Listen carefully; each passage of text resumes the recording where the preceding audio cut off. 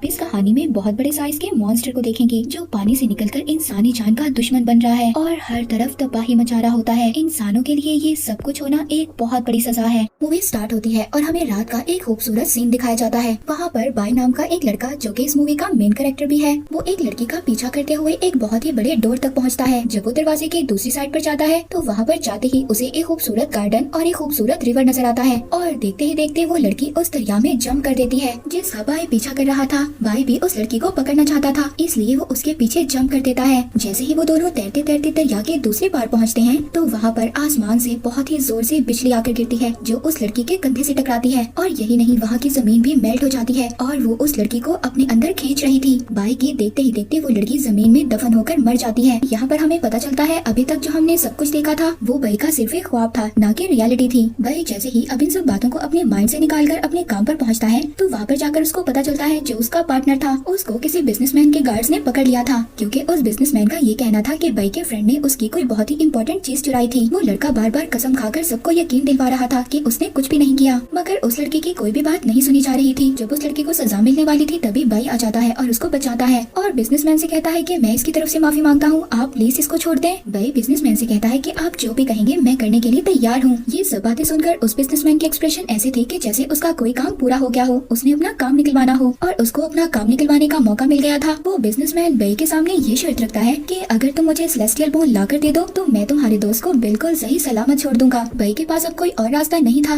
इसलिए वो बिजनेसमैन की बात मान जाता है। हालांकि बाई ये जानता भी था कि ये काम बहुत ज्यादा खतरनाक है, मगर वो क्या करता, उसको ये काम करना भी था। इसीलिए अब वो सेलेस्टियल बोन को हासिल करने के लिए एक मैप की तलाश में निकलते हैं और वो पहुँचते हैं एक मिस्टीरियस सी बिल्डिंग में। वहाँ पर बाई को मिलती है एक लड़की और वो उस लड़की को देखकर बहुत ज्यादा परेशान हो जाता है। ये लड़की बिल्कुल उसी लड़की की हमशक्ल थी जो अक्सर बाई के ख्वाब में आया करती थी। इस लड़की का नाम शर्ली था। उनको मैप देने के लिए तैयार तो हो जाती है, मगर यहाँ पर वो एक शर्त रखती है कि वो पूरे प्लान में शर्ली को अपने साथ रखेंगे। जिसके बाद अब हम उन लोगों को सफर पर देखते हैं। वो एक बोट पर सफर कर रहे थे और उनकी बोट में एक बहुत ही मिस्टीरियस सा आदमी था। वो आदमी उनको ऐसे प्रिटेंड करवा रहा था कि जैसे वो उन लोगों के सफर का मकसद और उन लोगों को पहले से ही जानता हो। अब वो लोग बिल्कुल सही डायरेक्शन पर जा रहे थे, पर अचानक से जब वो नदी के बिल्कुल दरमियान में आ गए थे तो शर्ली का कंपास काम करना बंद कर देता है और साथ ही उनकी बोट भी बहुत तेजी से हिलने लगती है। बाई और शर्ली को ये बात पता चल गई थी कि यहाँ पर कोई ना कोई बहुत बड़ा मॉन्स्टर है। बोट के फ्रंट पर खड़े होकर पानी के ऊपर देखने लगते हैं। पहले तो उनको कुछ भी नजर नहीं आता, पर अचानक से एक बहुत बड़ा मॉन्स्टर उनकी बोट पर अटैक कर देता है, जिसकी वजह से उनकी बोट टूट जाती है। पानी में गिरने ही वाली थी, पर यहाँ पर बाई उसको बचा लेता है। इसके बाद वहाँ पर बाई के सभी फ्रेंड्स इकट्ठे हो जाते हैं उस मॉन्स्टर से लड़ने के लिए। बाई को यहाँ पर एक आइडिया आता है। वो बोट का सेफ क्लॉथ उतारकर उसको एक ट्रैप में चेंज कर देता है ताकि वो इस ट्रैप में उस मॉन्स्टर को कैद कर सके। वो मॉन्स्टर जैसे ही इनकी बोट पर जंप करता है, बाई उसको अपने बनाए हुए ट्रैप में फंसा तो लेता है, लेकिन उस मॉन्स्टर ने एक ही झटके में उस ट्रैप को तोड़ दिया था। अब मॉन्स्टर को बहुत ज्यादा गुस्सा आ गया था, जिसकी वजह से मॉन्स्टर ने बोट पर तोड़ फोड़ शुरू कर दी थी और वहाँ पर अब वो सबको खाने ही वाला था। तभी यहाँ पर एंट्री लेता है वही मिस्टीरियस आदमी जिसको हमने इनकी बोट के सफर पर स्टार्ट में देखा था। वो अपने इलेक्ट्रिक वेपन से मॉन्स्टर पर अटैक करता है। उस मॉन्स्टर को बहुत ज्यादा दर्द हो रहा था और आखिरकार वो मॉन्स्टर उनकी बोट छोड़कर वहाँ से चला गया था।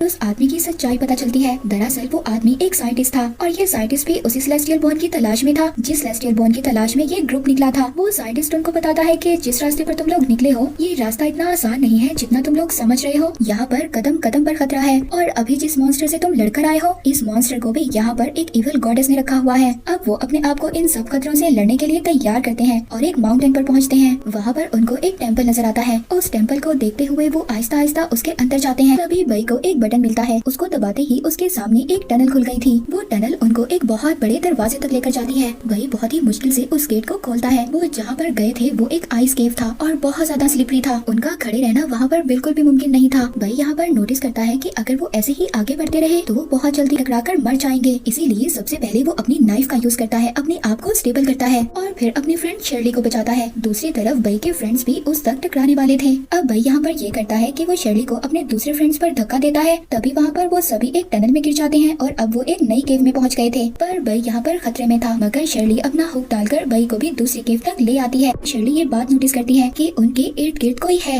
और यहाँ पर अचानक से शेडोज के अंदर से बहुत सारी आईज ओपन होती हैं। ये देखने में बहुत खौफनाक था। दरअसल ये सारी आईज बुल्स भेड़ियों की आईज थी और यहाँ पर भूखे भेड़िए उन पर अटैक करने के लिए तैयार थे। अब इससे पहले ये लोग किसी एंट्रेंस को ओपन करते या वहाँ तक पहुँच पाते, तभी वहाँ पर सभी भेड़िए इन पर अटैक कर देते हैं। ये सारा ग्रुप उन उन भेड़ियों से मिलकर लड़ता है। ये अपनी तलवारों से उन भेड़ियों को दूर कर रहे थे और तभी भाई यहाँ पर कुछ लाइट्स ऑन करता है। ये भेड़िए लाइट से दूर भागते हैं। तभी भाई ये डिसाइड करता है कि वो यहाँ पर जितने भी भेड़िए हैं सभी को लाइट दिखाकर सबको दूर रखेगा और बाकी जो लोग हैं वो इस बात का फायदा उठाएंगे। वो ऊपर वाले एंट्रेंस से बाहर निकलने की कोशिश करेंगे। शर्ली यहाँ पर अपना एंकर यूज करती है और वो उसे रस्सी बांधकर ऊपर वाले एंट्रेंस से अटैच कर लेती है। अब जब वो ऊपर चढ़ने की कोशिश कर रही थी तो वहाँ पर जो वुड्स थी वो टूट जाती है। शर्ली तो नीचे गिर गई थी, मगर वो जो ऊपर का होल था उसके टूटने से उस केव के अंदर सूरज की रोशनी आ गई थी। तो यहाँ पर भेड़ियों पर ये कर्ज था कि वो सूरज की रोशनी में नहीं आ सकते थे कि सूरज की रोशनी उनकी स्किन को जला देगी। इसी वजह से वो भेड़िए उनसे दूर हो जाते हैं, मगर अभी भी वो भेड़िए इनके खून के प्यासे थे और वो इनको खाकर अपनी भूख मिटाना चाहते थे। पर लकीली उन भेड़ियों को इस बात का मौका नहीं मिलता। वो सब लोग सूरज का फायदा उठाकर उस एंट्रेंस से बाहर निकल जाते हैं, मगर तभी अचानक वहाँ पर सूरज के आगे बादल आ जाते हैं और धूप बिल्कुल खत्म हो जाती है। अब बई उन वुल्फ्स के साथ ही उसी केव में फंस गया था। बई के फ्रेंड मिरर से उसके ऊपर शेडो बनाते हैं और वह मुश्किल उसे ऊपर ले ही आते हैं। इतने ज्यादा खतरे बर्दाश्त करने के बाद अब उनके अंदर बिल्कुल भी हिम्मत नहीं थी कि वो आगे और ज्यादा खतरों को बर्दाश्त कर पाते। इसीलिए अब वो सारे के सारे लोग सेलेस्टियल बोन को लिए बगैर ही वापस आ जाते हैं। जब वो लोग शहर वापस आ गए थे, शर्ली अपने फ्रेंड बई की बैंडेज कर रही थी। तभी नजर आता है कि जैसा निशान उसकी बैग पर था बिल्कुल वैसा सेम निशान बई की भी बैग पर था। शर्ली अपनी सारी टीम को इकट्ठा करती है और उस निशान के बारे में सबको बताती है। वो निशान कोई आम निशान नहीं था बल्कि वो एक कर्ज था।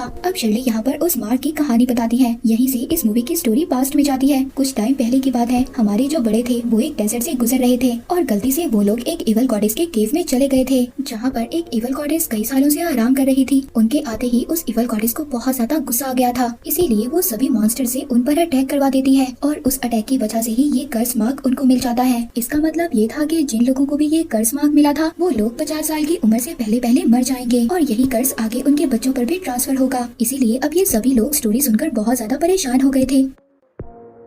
वो शर्ली से पूछते हैं क्या कोई रास्ता है इस घर से बाहर निकलने का। बताती है कि जिस सेलेस्टियल बोन की तलाश में हम पहले निकले थे वो ही सेलेस्टियल बोन इस निशान को खत्म कर सकता है। भाई जो कि अब शर्ली को बहुत ज्यादा पसंद करने लगा था, वो ये डिसाइड करता है कि वो शर्ली को ऐसे मरने नहीं दे सकता। वो हर हाल में सेलेस्टियल बोन लेकर शर्ली की जान बचाएगा। अब इस काम में उसके सभी ग्रुप के लोग भी उसकी हेल्प करने के लिए तैयार थे। अब वो पहुँचते हैं दोबारा उसी केव के अंदर जहाँ पर बहुत सारे भेड़िए थे। वो उस केव की कंडीशन को बहुत अच्छे तरीके से जान गए थे, इसीलिए अब वो लोग पूरी तैयारी के साथ आए थे। वो लोग एक मैकेनिज्म की हेल्प से 30 मिनट तक उस केव को रोशन रखने का इंतजाम करते हैं ताकि इन 30 मिनट के अंदर वो भेड़िए इन पर अटैक ना करें और ये 30 मिनट के अंदर अपना रास्ता कंप्लीट कर लें कि सेलेस्टियल बोन हासिल कर ये वहाँ से बाहर निकल जाएं। लेकिन अगर वो ऐसा नहीं कर पाए तो वो लोग इस केव के अंदर ही फंस जाएंगे। वो लोग उस केव के अंदर जाने के बाद जैसे तैसे कर दूसरी केव को भी खोल लेते हैं। वो एंट्रेंस खुलती है एक टेम्पल की सूरत में जो दिखने में बहुत ज्यादा ओल्ड मगर एडवांस टेम्पल था। अब बई जाते ही वहाँ पर जैसे ही लाइट ऑन करता है चेन रिएक्शन की मदद से पूरा का पूरा टेम्पल रोशन हो जाता है और वो लोग बहुत ही ध्यान से आगे बढ़ रहे थे। तभी बई का अपना ही पाँव एक ट्रिगर पर रखा जाता है। बई का पाँव उस ट्रिगर पर रखते ही तो वो टेम्पल बहुत ही जोर जोर से हिलने लगता है और फिर अजीब अजीब किस्म के वेपन्स उन पर अटैक करते हैं। वहाँ पर एक तरफ से तीर निकल रहे थे तो दूसरी तरफ से तलवार, जिससे वो बहुत मुश्किलों से बचते हैं, मगर अभी उनसे वो बचे ही थे। तभी उन पर बहुत बड़े बड़े स्पाइक्स गिरने लगते हैं। उनको अब ऐसा फील होता है कि उन्होंने सभी खतरों को पार कर लिया है। उनके सामने एक टॉम्ब अपीयर होता है। उस टॉम्ब के ऊपर वही सेलेस्टियल बोन घूम रहा था जिसकी तलाश में ये लोग यहाँ तक आए थे। यहाँ पर इन पर और भी बहुत बड़े बड़े मॉन्स्टर्स अटैक कर देते हैं। वही जैसे ही उस सेलेस्टियल बोन को उठाकर अपने बैग में रखता है तभी वहाँ पर बहुत बड़े बड़े स्पाइडर्स आकर इन पर अटैक कर देते हैं, जिनसे बचने के लिए पूरे का पूरा ग्रुप उनसे फाइट करता है। तभी बई ये बात नोटिस करता है कि ये सभी क्रिएचर सेलेस्टियल बोन के लिए स्ट्रगल कर रहे हैं उसको बचाने के लिए। अब बई तभी यहाँ पर एक प्लान करता है। वो अपने सभी ग्रुप मेंबर्स को वहाँ से भेज देता है और खुद उन बड़े बड़े स्पाइडर्स के दरमियान में खाने का चारा बन जाता है क्योंकि उसके पास सेलेस्टियल बोन थी। अब सारा ग्रुप तो ऊपर की तरफ केव के अंदर चला जाता है और शर्ली यहाँ पर अपने फ्रेंड को बचाने के लिए रुक गई थी। वो एक एरो से उन पर अटैक करती है। तभी बई को भी मौका मिल गया था ऊपर की तरफ जाने का। अब जैसे ही ये दोनों ऊपर जा रहे होते हैं तो वो स्पाइडर्स वेब का यूज कर शर्ली को नीचे की तरफ खींच लेते हैं, जिसके बाद शर्ली को ये लग रहा था कि उसकी जिंदगी अब यहीं पर खत्म हो जाएगी। पर बई शर्ली को अकेला छोड़कर कैसे जा सकता था। वो जल्दी से आकर शर्ली को बचाता है पर वो भी यहीं पर फंस जाता है। अब वो दोनों मिलकर उन स्पाइडर से लड़ ही रहे होते हैं। तभी पूरा ग्रुप उनको बचाने के लिए आ जाता है। यहाँ पर आते ही उस साइंटिस्ट ने इन सभी मॉन्स्टर्स पर अटैक कर दिया था और इसी वजह से सभी मॉन्स्टर्स उनसे दूर हो जाते हैं और उन्हें इतना मौका मिल जाता है कि वो बहुत ही बड़े गेट के पीछे खुद को छुपा लें। पर वो साइंटिस्ट बाहर ही था, वो सभी स्पाइडर से लड़ भी रहा था और अपनी बोतल से गैसोलीन भी उन पर डाल रहा था। वो साइंटिस्ट ये काम कर वापस आ जाता है। तभी बई वहाँ पर अपना जला हुआ लाइटर फेंककर आग लगा देता है। जैसे कि हमने पहले देखा था कि एक लाइट ऑन करने से पूरा का पूरा टेम्पल रोशन हो गया था, तो इसका मतलब ये था कि इस टेम्पल में चेन रिएक्शन हो रहा था। तो अब यहाँ पर थोड़ी सी आग लगाने से पूरा का पूरा टेम्पल ब्लास्ट हो जाता है। ब्लास्ट होने की वजह से वहाँ पर बहुत ज्यादा आग लग गई थी और अब ऑक्सीजन लेवल भी खत्म हो रहा था, जिसका सिंपली मतलब ये था कि यहाँ पर जितने भी लोग फंसे हुए थे सभी मर जाएंगे। तभी जब इन सब लोगों को ये पता चलता है कि ये लोग अब नहीं बचेंगे, तो सभी लोग वहाँ पर अपने हाथों को एक दूसरे से बांध लेते हैं जैसे कि वो एक यूनिटी शो कर रहे हो। और जैसे ये करते हैं तभी शर्ली का कंपास दोबारा से काम करना छोड़ देता है, जिसे ये सभी लोग देखकर बहुत ज्यादा हैरान हो गए थे, क्योंकि जब पहली मर्तबा शर्ली का कंपास काम करना बंद किया था तो उनके ऊपर सबसे पहले रिवर मॉन्स्टर ने अटैक किया था। और तभी उन्हें ये बात पता चलती है कि ये टेम्पल रिवर के बिल्कुल दरमियान में था और इनके आसपास वही रिवर मॉन्स्टर भी है। और इनकी सोच के मुताबिक बिल्कुल ऐसा ही होता है। वो मॉन्स्टर बिल्कुल इनके करीब था और वो बार बार टेम्पल की दीवार पर हिट कर रहा था और इसी वजह से उस टेम्पल की दीवार टूट जाती है और टेम्पल के अंदर बहुत सारा पानी इकट्ठा हो गया था। और अब रिवर मॉन्स्टर भी इन लोगों को मारने के लिए वहाँ पर आ गया था। वो तैरते हुए उस टेम्पल से निकलने की कोशिश कर रहे थे, पर लास्ट में बई बच जाता है। जब वो पीछे देखता है तो उसको रियलाइज होता है कि वो रिवर मॉन्स्टर उसको खाने वाला था। पर यहाँ पर बई की लक अच्छी थी, एक बहुत बड़ा पत्थर उस मॉन्स्टर पर गिर गया था और वो मॉन्स्टर उसी टेम्पल में कैद हो जाता है। वो लोग फाइनली अब पानी के सरफेस तक आ गए थे,